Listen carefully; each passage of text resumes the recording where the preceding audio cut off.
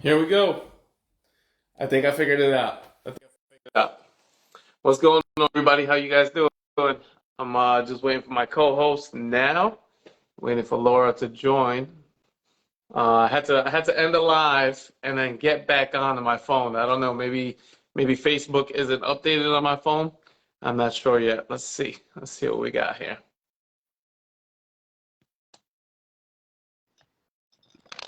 Oh, look at Here we that. go. We're in business now. We figured it out. Well, you figured it out. I tell you, I knew we'd get it. Little All right. technical difficulties, no problem. All right. Now, how do I send wait, no, I didn't mean to do that. Never mind. Somebody was just asking me, they were like, I don't see the live. But Yeah, you know what? We could wait a couple minutes and then see, because I know somebody was just on too. Or we could just get right to it.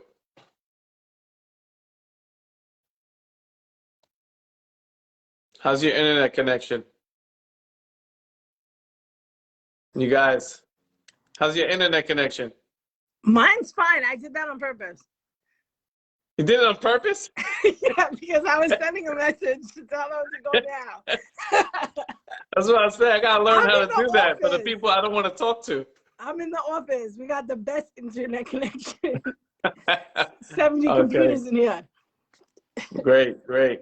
All Yeah. right, so let's get to it. All right.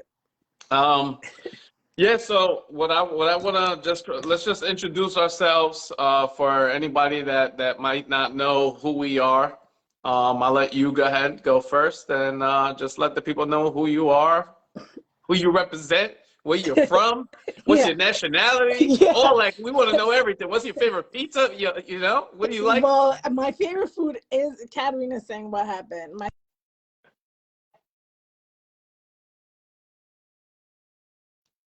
Oh man, we're losing you.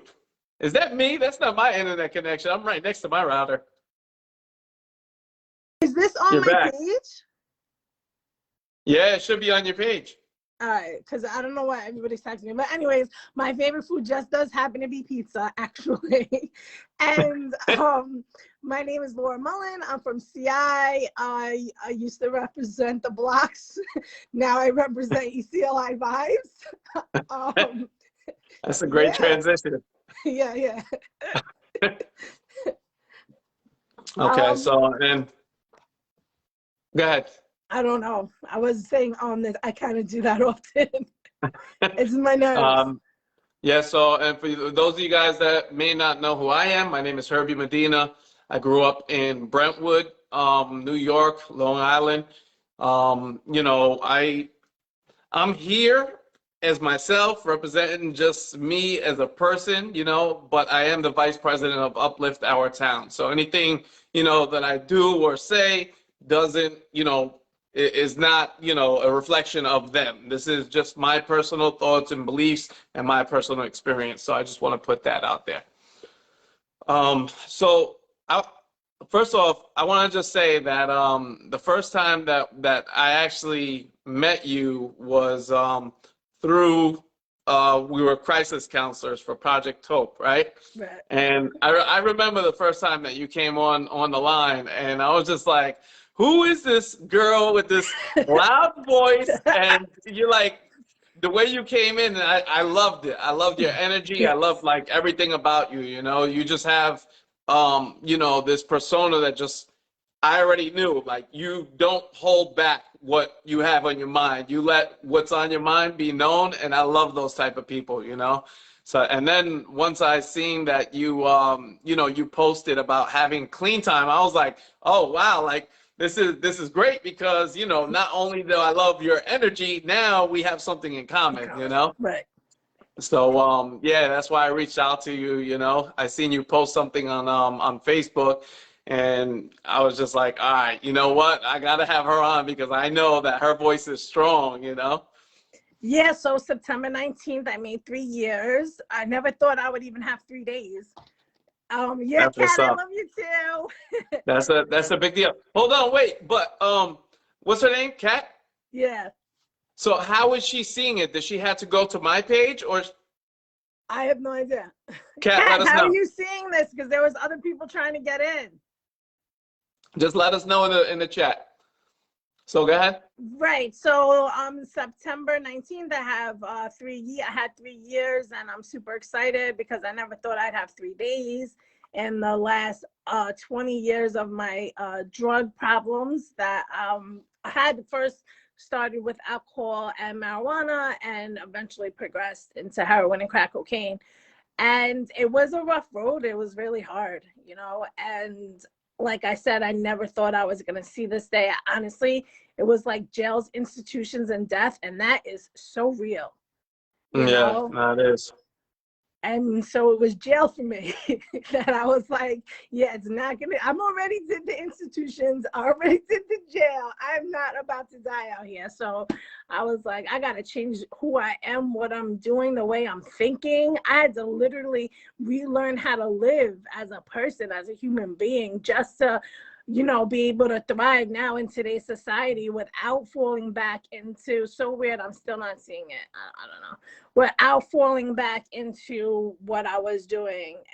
The stress, there's a lot that goes on, that a lot of people dying around us, so many reasons why I could turn back to using. But the fact that I just got to jail and was like, yeah, it's time to live. When I felt safe when I got to jail, like, I'm like, wait, I'm not supposed to feel safe because you got to jail. I knew something was wrong with my life. And I was like, I got to fix this because this is not normal. Yeah. I kind of had that feeling too. Like when I got locked up, I knew that's what I needed, I needed to like take a break from what was going on around me and like change everything, and not minor things, like everything, you know what I'm saying? Like from the people I was hanging out with, to the town I was in, to what I was eating, to the things I was doing when I woke up, like everything, And I think a lot of people, what they don't understand is just how much of a struggle it is, but how worth it is, because now, like you said, you got 3 years. I have almost 2 years with no alcohol, and then 16 years no narcotics or anything like that, So, but the alcohol, oh my goodness, it's been difficult, because a lot of, it's just socially accepted. Alcohol, people don't even consider it a drug.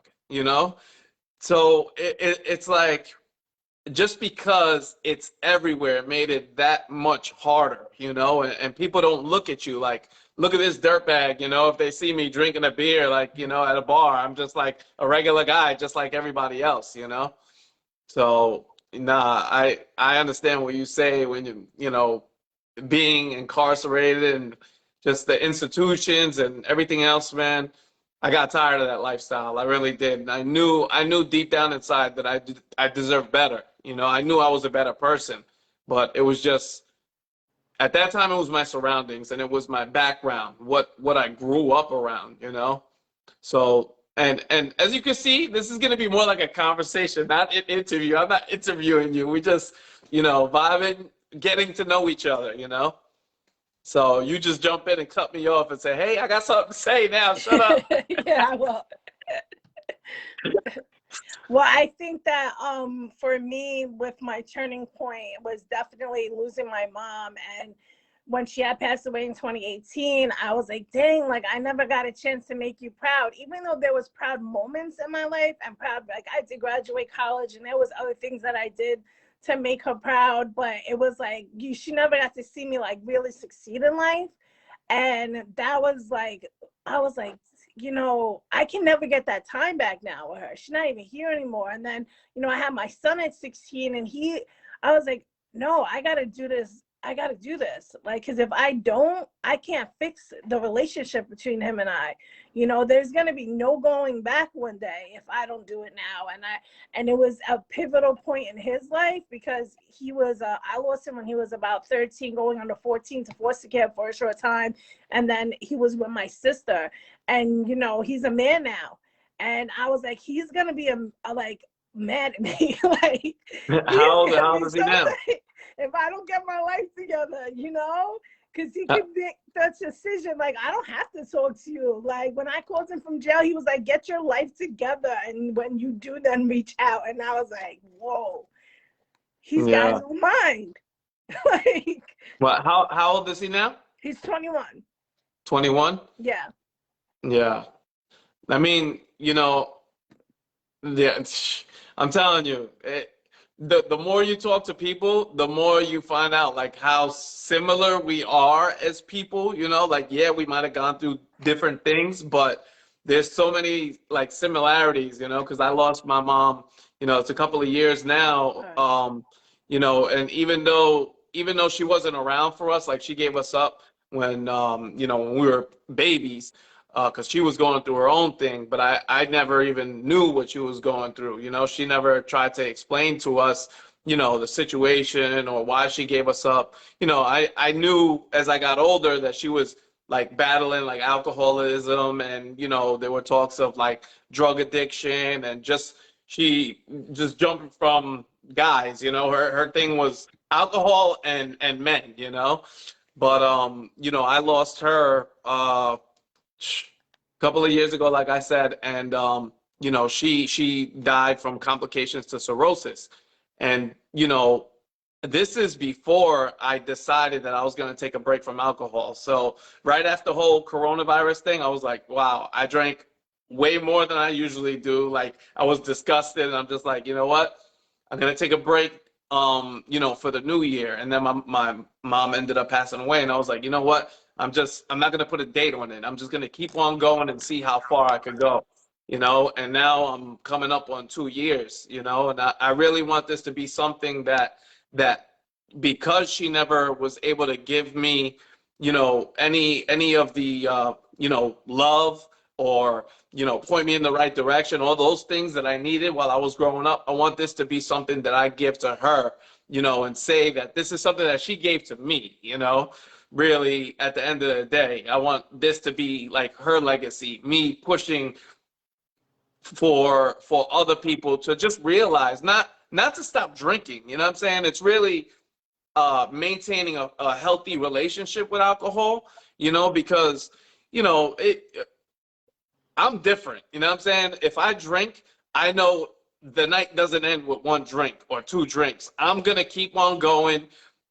We might get into a fight at the end of the night. We might start arguing. I might be the coolest guy. I might be the funniest guy, but you never know. I'm unpredictable, you know, and I didn't want to continue that. So, you know, I really, when you say that your mom, you know, she didn't get to see all the things that you're doing. Believe me, we have angels that are watching down on us, and you know, I really do believe that you know, your mom is definitely proud of everything that you are doing and who you're becoming and where you're headed in life, because I see it and I don't even, you know what I'm saying? We have this one conversation right now and just, you know, a couple of conversations through Project Hope, you know?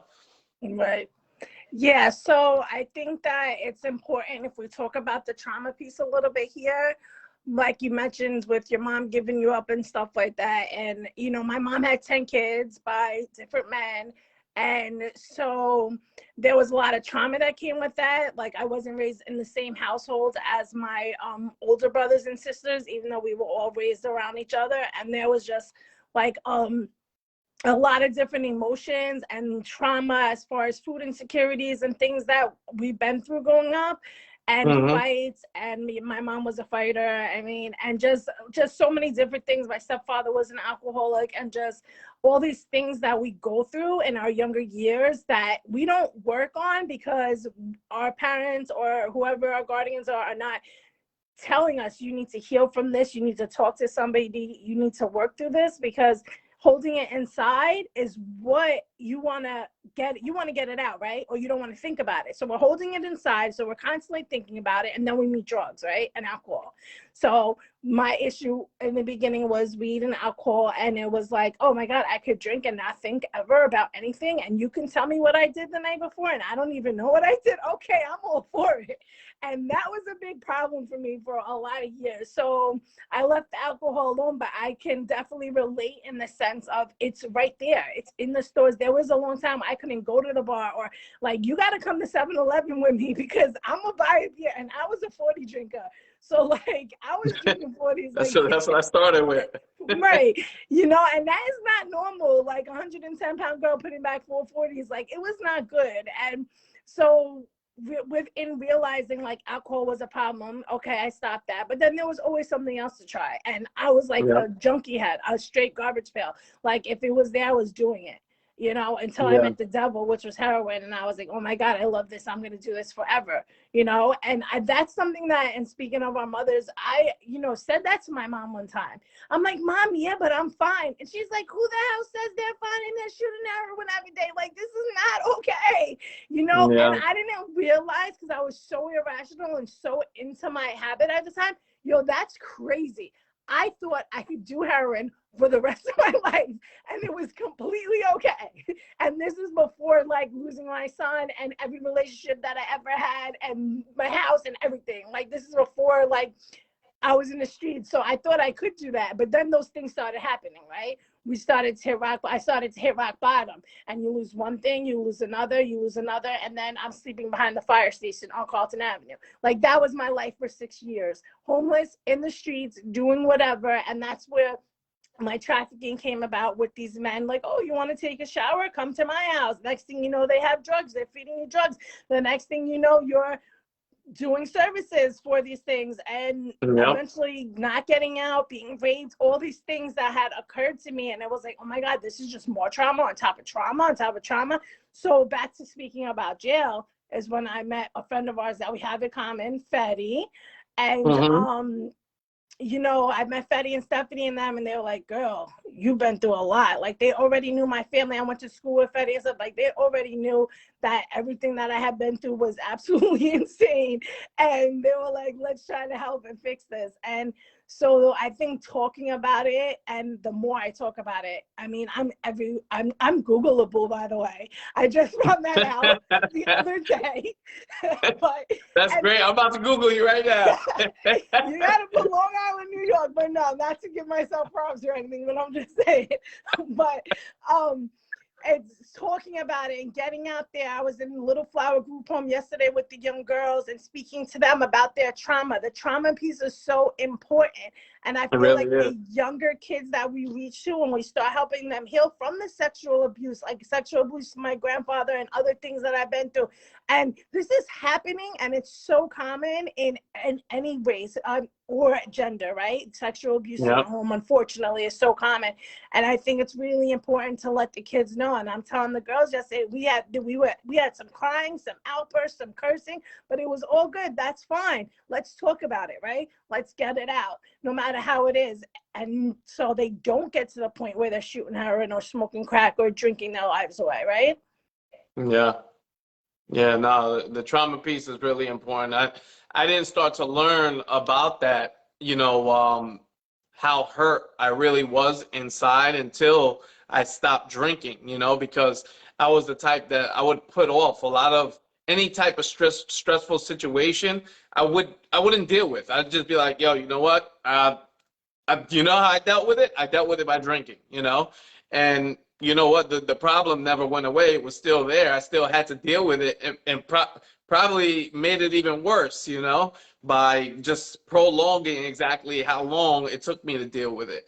I just, growing up like with my mom, I held on to that resentment, you know, that she didn't tell us why she left us. She didn't give us an explanation until, you know, right before she ended up passing away, maybe like, you know, 3 or 4 months before she ended up passing away. You know, we had a conversation, and she told me, you know, the traumatic situations that she went through and was sexually abused. And, you know, just, and that made me understand more, like, wow, I'm here, you know, judging her just because she gave us up. But meanwhile, she was numbing herself from a situation that she went through. And I'm here doing the same thing, perpetuating the same behavior that she was doing. I'm doing the same, you know? So now I'm really realizing that, wow, I could really play a part in trying to break that cycle, you know, not having my kids grow up in a situation where, you know, and most of those situations that you talk about where there's sexual abuse going on in the home, most of the time drugs or alcohol are involved in the person that's you know, doing the, you know, whatever it is that they're doing, you know. Is that right or wrong? I don't know. I I'm mean, assuming. I think it probably plays a role, but a lot of times I think it's just mental issues with these men and they can't help themselves because their penis is gross. I don't know. I don't know. Like, I honestly can't answer that because I don't have the data, so I would be lying to you if I was like, yeah, well, statistically, because I don't know that answer. But I just know that it's very common, and it's like over 70% of households where there is some type of sexual abuse with a family member or a family friend, close family friend. Yeah, Whether I'm it's sure. I'm guy and sure. girl, whatever it is, yeah. I'm sure it has to like at least increase a little bit more, you Absolutely. know? Yeah, because you know sometimes people just don't think about what they're doing, you know. Right. Especially if you, a lot of the times when I drank, I would black out and not remember. Like people would have to piece the night together for me, you know. It's like, oh yeah, we had a great night, and I'm like, yeah, what the hell did we do, you know, or what did I do, you know? Or who do I And got to apologize to? yeah, exactly. And you get tired of apologizing and the same over and over, you know. Um, like me and my wife, you know, we've been together for, you know, over 10 years now and you know, married 6. So it's and I might be getting those numbers wrong. If I am, You're going down. This she'll is correct why me we on don't here know. if she's on Yeah. here. You know, but over that span that we've been together, alcohol, you know, has been like our main thing that we did together, you know. And now that I broke away from it, it's like it gives us something else, you know, like, okay, we're not just gonna, you know, sit around and drink and you know, look at each other, you know, like now I want to be able to do more. I want our kids to be able to do more. You know, I want to be available for them. I want to be able to wake up on Saturday and Sunday and not wake up at, you know, 2 o'clock in the afternoon and be like, okay, what's up now? You know, after the freaking sun is already, you know, the best part of the day is over with, you know, in the morning. So, you know, and just arguments I used to get into, like with my wife, just everything was intensified times 100 when you're arguing, when you're drinking, and it's over stupid stuff, you know. So I got tired of, you know, just arguing, saying sorry to her, you know, when yeah, I didn't want that for her. I didn't want that for me. I just, you know, I wanted to our marriage to be based on, you know, a healthy foundation, so that my kids don't have to go through the same thing that I went through, you know. So a lot of that plays a part in me continuing my journey, you know. And it's made it easier for me, you know, because now I already, you know, am able to, like, when you're in the mud, it's hard for you to really like look and see your current situation. But if you take, like, say you take like a 30-day break, you know, or 2 weeks or whatever it is, I say 30 days because that's really when you're able to like see all the things that, you know, alcohol is affecting in your life. You know, you see that you're a little bit more productive at work. You see that, you know, maybe your relationship with your kids is a little bit better because now you're getting up on time, you know. You know, you start to see the good that could come from, you know, a life without alcohol or just by reducing your alcohol intake, you know. And I talk about alcohol a lot because this is where it's fresh, you know, like the drug part of it. 16 years ago, even though I That's still what's run into up. situations where I smell certain things and I'm like, ooh, you know. And my drug of choice was angel dust, you know, PCP. So, you know, I go to the gas station and I smell like any kind of chemical smell, and it just reminds me. I almost like taste it, you know, even though 16 years ago, and I can still taste the freaking thing when I get certain smells. It's crazy, you Well, know. you're lucky that you can still talk regular, because I'll be a normal person, because I know you know a lot of people that I know from out here that have been doing this for a very long time, and nobody is correct anymore, like in their mannerisms, how they speak. They actually move slower, and it's really sad. I feel like we've lost so many people to that drug, and it's kind of like not talked about like every No, other drug is talked about. But I know a hell of a lot of people, excuse my, I don't know, is that a curse on Facebook? Excuse no, me, you're all good. Facebook. Don't worry about I know a it. lot of people that were smoking and smoking PCP and for a long time, and it's sad that I've lost a lot, and a lot of people just mentally, you know. Yeah.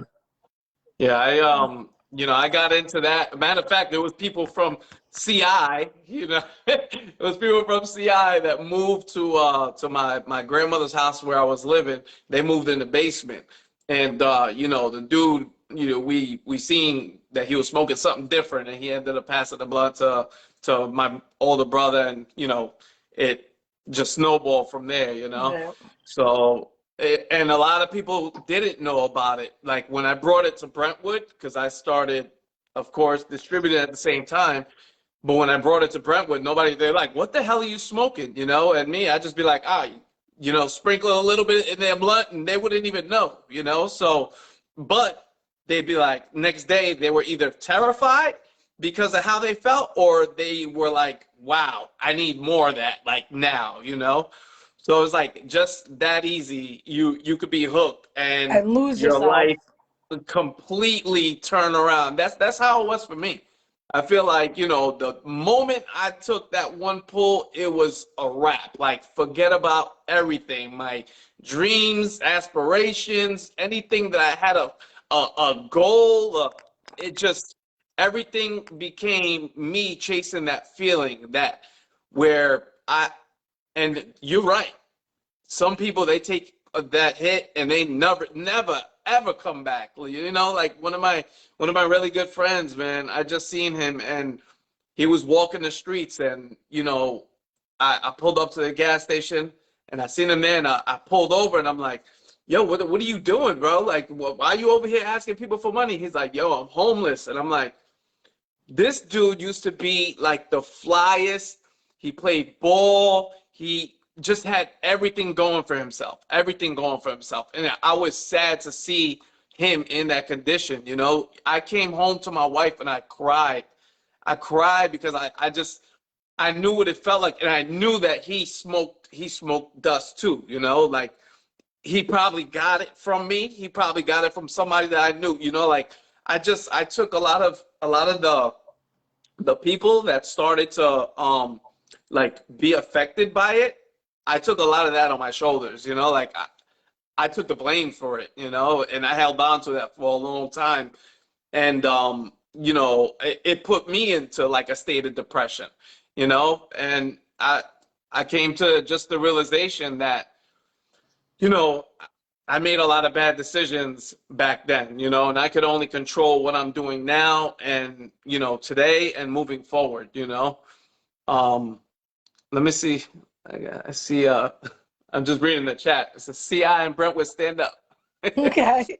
Hey. Um, yeah, so, but yeah, compared to like crack and heroin and everything, it is just as bad, but in my Right, but mind, nobody's talking about it, yeah. and they should be, because it's out there, and we don't want our kids getting a hold of that stuff, and it's like nobody says, like, they don't talk about it, like it doesn't exist, and it's definitely real.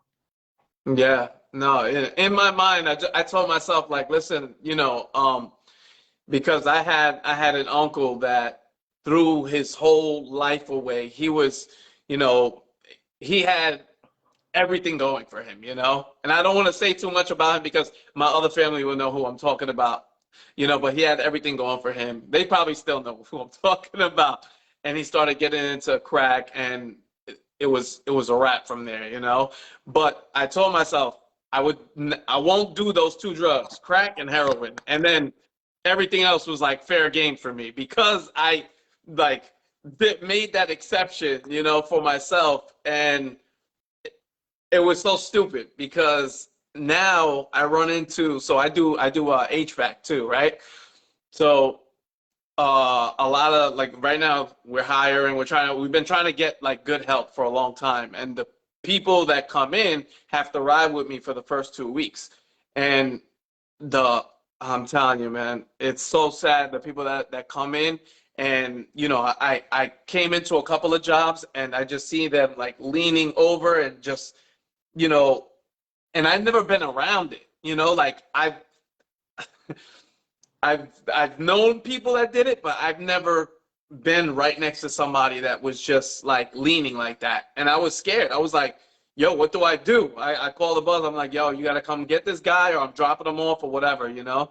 But just seeing that it's sad, but angel dust is just as bad as heroin, crack, everything else that, you know, can strip your life away from you. That's really, at the end of the day, that's, you know, you're dying a slow death, little by little. Like, yeah, I never tried to like off myself or anything like that, but basically I was little by little every day like killing myself, you know? Right, because we are hopeless at that point. There's nothing, we don't see the brighter picture of anything because of everything that we've been through, right? So we're always looking at everything negatively. And that's literally what happens to you when you deal with trauma as a child. Your brain literally shuts down. There's chemical changes and reactions that actually happen to you to where you can't see positive, right? So then you're making it worse because you're living in this fog, and then you're putting fog on top of fog, and then eventually you're just in this dark place. And it's like, how do you get yourself out of that dark place, right?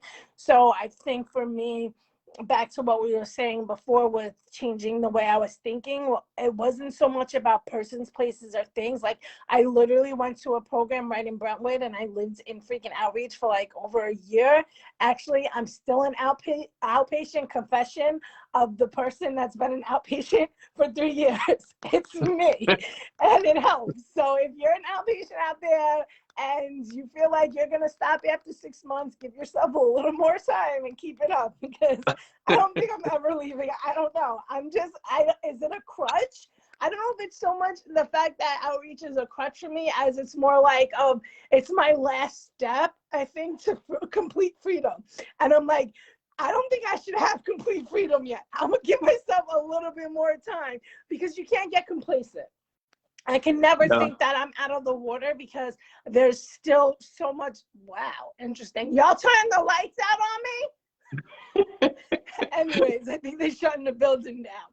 But so can you guys see me? Wait, I have a lamp. Okay, it's not. Yeah, we see you good.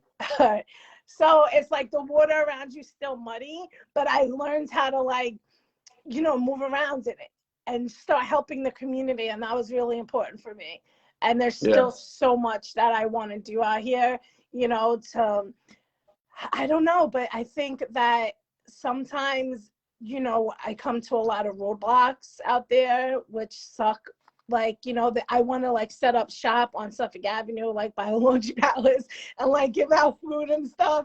Yeah. And there's like, and people are like, oh, they don't deserve it, they're drug addicts. I'm like, what are you talking about? Like, I'm gonna go give them hot food, like, and it's a battle out here, but that's what's helping me become and keep going and keep learning who I am as a person. And I can see, like you were saying before, about being able to see now, and back to the positivity point, what is that, like, everything I do, I want to see a positive outcome in. Now it's like, I used to be that negative Nelly that would be like, oh my God, those are not orange enough. Like, what do you mean something's not orange enough? Like, that. And now it's kind of like those things, it's like, oh my God, it's beautiful. Like, I'm noticing the birds chirping and the sun is out. And it's like, wow, look at the clouds. I haven't seen clouds in like 5 or 10 years. Like, and now they're there, so just really being able to see the bright side of things, I guess. And when you get to that point, it's exciting because I feel like right now that like I'm just at the beginning of everything that I'm doing, but because I have so much more I want to accomplish. But I don't know where I'm going. I'm just going one day at a time. You can't predict the future. I can't get complacent.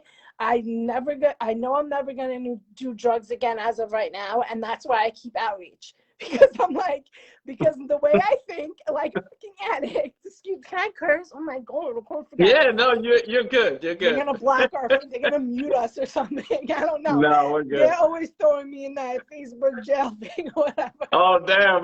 Maybe you can't. I don't know. They do it all the time.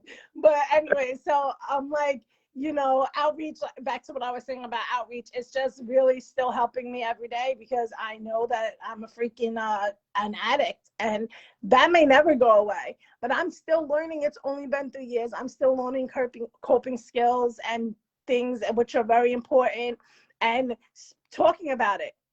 Like when you're going through something, you have to tell somebody because that little Marlboro, that little thought of, oh, you just driving up the block and you see the dealer and you're like, that little thing, like you're bugging. Let me tell somebody. I will say that out loud in the car driving. You are bugging right now. You are not about to pull over on the side of the road. Like, yo, what's up? Like you have to remind yourself every second, like, yo, I'm an addict. I'm going to lose everything again. My son is going to hate me. My life is going to suck. I'm not going to get to know my nieces and nephews. Like, I'm going to be living back on Carlton Avenue at 7-Eleven, and I'm not trying to go there again. Yeah, no, not at all. I, once I started getting into community work, that helped me a lot too. It really did, and it made me see the good in people, just like, I never knew that there were people out there that genuinely just wanted to help other people and not expect anything in return, And once I seen that, I don't know, it just like opened up my eyes. And in the beginning when I first got into doing the community work, it was just like I kind of was doing it because like, all right, so let me tell you guys how like the whole thing with Uplift first started, Yeah, because you're the president. You're a big deal. Well, so just for anybody that doesn't know, so Uplift Our Towns started by the Roberto Clemente Park, Timberline Park. A lot of people know it as. It was closed for a long time. There was illegal dumping over there, and my daughters asked me while we were driving by. They were like, "Oh, what's going on with the park?" And I didn't have any answers. I was like, "What the hell? Why are you asking me for? Like, go to the Channel 12 News or something." And I felt bad that I didn't have any answers. So that night when we got home, I told them, "You want to do something about it? Let's draw a sign." And we wrote a big ass sign that said, "We want our park back," and we posted it on the gates on Broadway. So when everybody drives by, they could see it. So, after that, I posted on Facebook, all social media. People started reaching out to us, well, to me. And then, media outlet, this kid Marcos reached out to me. Mm-hmm. He's like, yo, listen, you have a lot of momentum going with the park. Let's do a petition. This is the next steps. Let's, we ended up doing rallies in front of the park. We went to town hall, fought to get the park back open, And then from that's where I met everybody that I knew from Uplift. I didn't know anybody before that started. Everybody I met from, going to those rallies. And so it kind of snowballed like real quick, and I didn't know what I was doing, what I'm saying, at first. Like, I was the first president, and co-founder, but I had no idea what I was doing, But now, 5 years into the existence of Uplift, I'm starting to find my footing, and I'm starting to find where I bring the most value.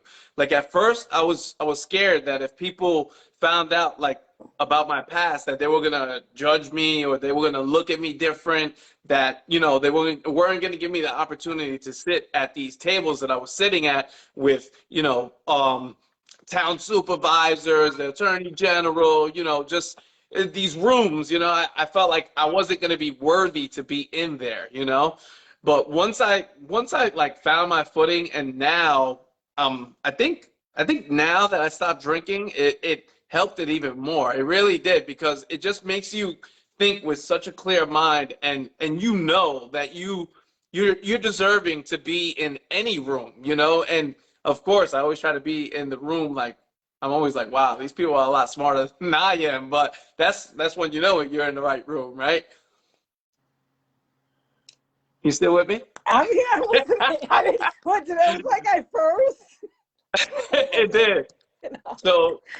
So that, you know, that's the reason why, like, you know, at first with Uplift, it was great, because we did a lot of great things. But now in the second part of me being a part of Uplift, I really want to bring my experience and my background, and I really wanted to be able to help people that were struggling and going through like the same thing that I was going through, you know. And that's why I feel like it's important that we have these conversations like we're having right now, and you know, just let people know that there is hope. Like, I went from being, you know, what people called a dust head, and didn't think that I was headed anywhere in this life, you know. And now I'm, you know, the co-founder of a nonprofit organization that, you know, we've done some amazing things these 5 years, man, with a great team of people. We've done work with ECLI, you know, through FETI. It's been a hell of a journey, you know. But when I was in my darkest days, I couldn't see this. But you have to get through those darkest days in order to be able to see like the light, you know.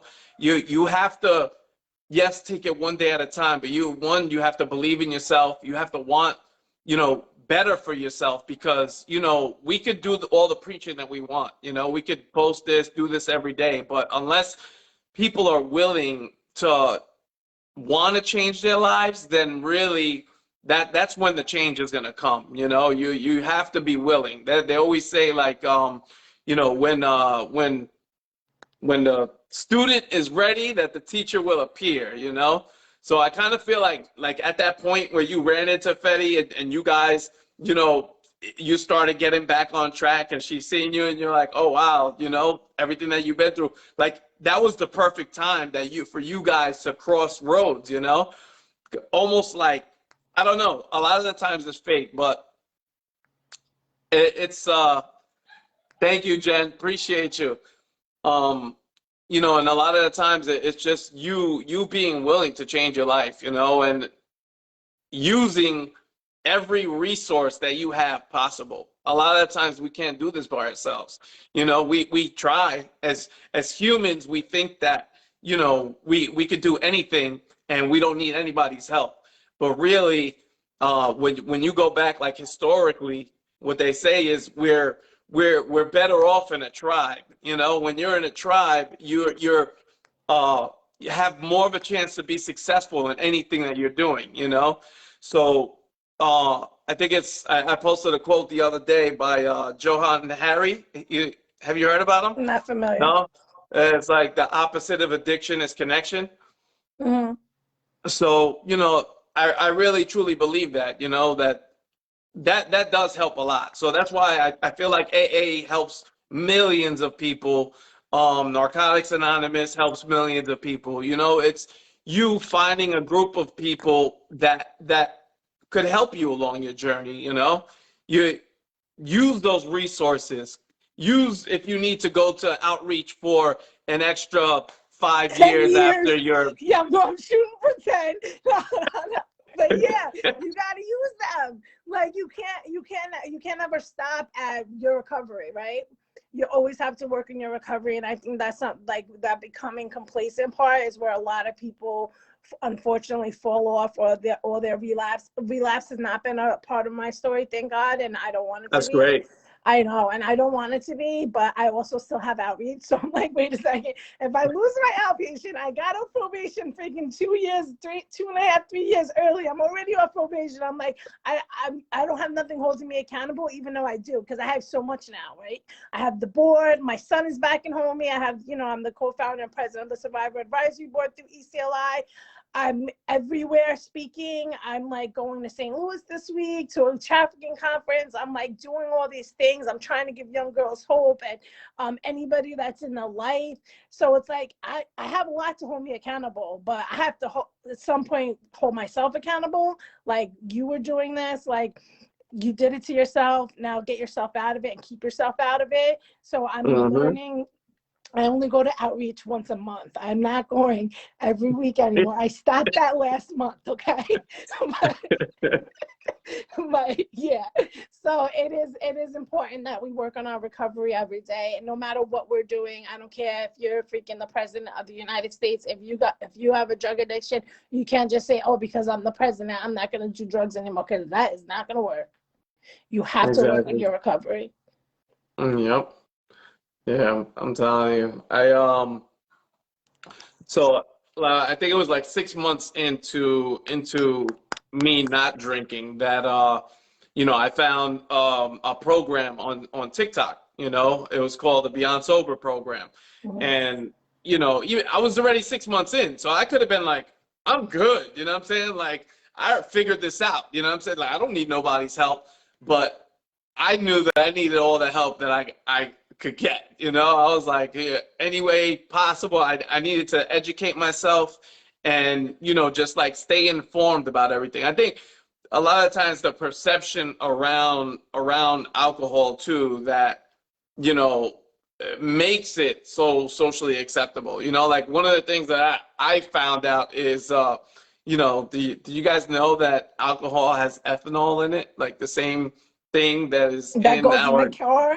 gas tanks to get our cars moving. Like, like I didn't know that, but it's like certain facts about that. Like once you start to like educate yourself what alcohol really does and how much money they put into advertisements. It's a multi-billion-dollar business. Like why do you think that they put that much money into promoting alcohol? Because it works. They're getting us. They're programming us to keep on drinking, to stay, what I'm saying, in that situation that you've been in and not question it. Right. I don't know. No, I you're wouldn't have absolutely looked into right. all that. And they condition our young kids into thinking that it's cool and it's fun. Yep. They did it to us when we were younger with golden sluggers. Oh, you putting gold flakes in this? I'm going to drink this. Like, this is gold. I'm drinking 14 karat gold. And we think about it now like, no, wait a second. That wasn't even, no, that was real, but that's what we were doing, right? That's what they did to us, the advertising. That's the cigarettes, and we all smoked Newports. Like, the whole hood smokes Newports. And you know why we smoke Newports? Because they wanted us to smoke Newports.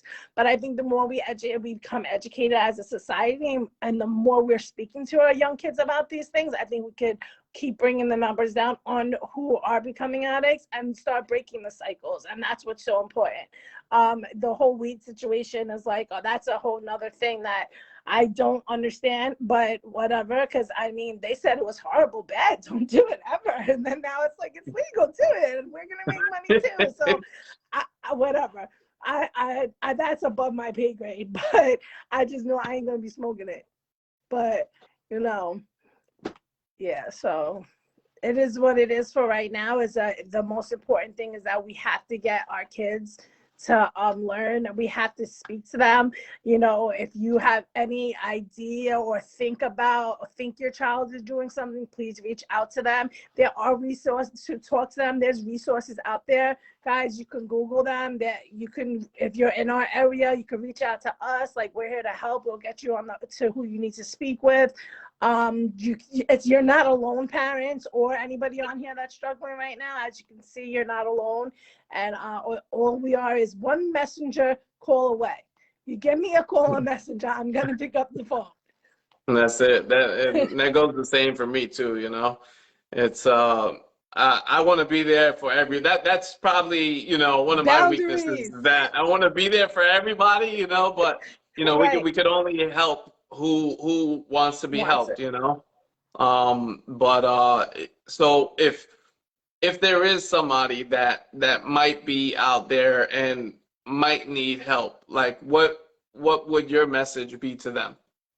you got to reach out to somebody. You got to talk to somebody. You got to find out what your local resources are.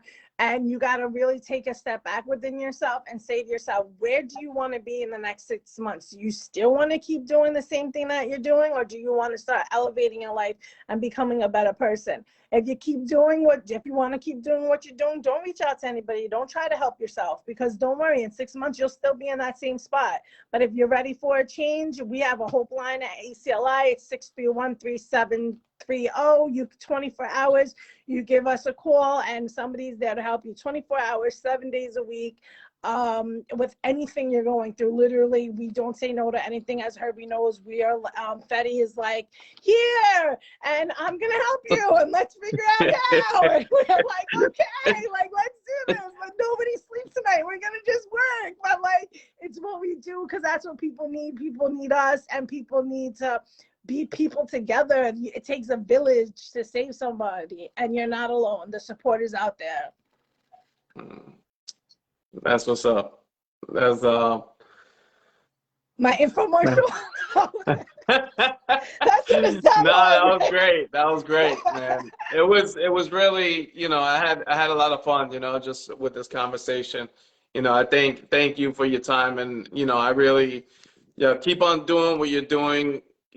Like I said before, your mom's is definitely proud of you. I know mine is proud of mine, and I'm gonna keep on doing things that's gonna make her happy, and that's all we could do is play our part, in the battle, and the battle is a war out here. It is. It's definitely a war, and we're losing people, every day. Every day. I think more people that I use with are no longer with us than are actually clean or alive. And that in the last 10 years, that's crazy. The number is so high on the amount of people that we're losing, especially with the heroin epidemic. It's absolutely sickening. Yeah.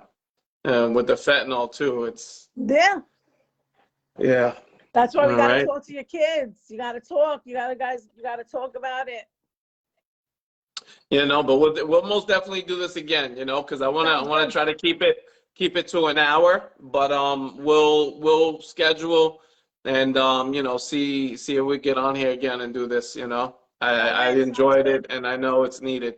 Same, and thank you for having me on, and thank you everybody who joined. Our Hope Line number is in the chat. And please share the live, if try to get it out there. And let's try to reach as many people as we can and get the message out. Yes. Thank you so much for all you do, Herbie. All right. Thank you, Laura. Love you guys. Later. Bye.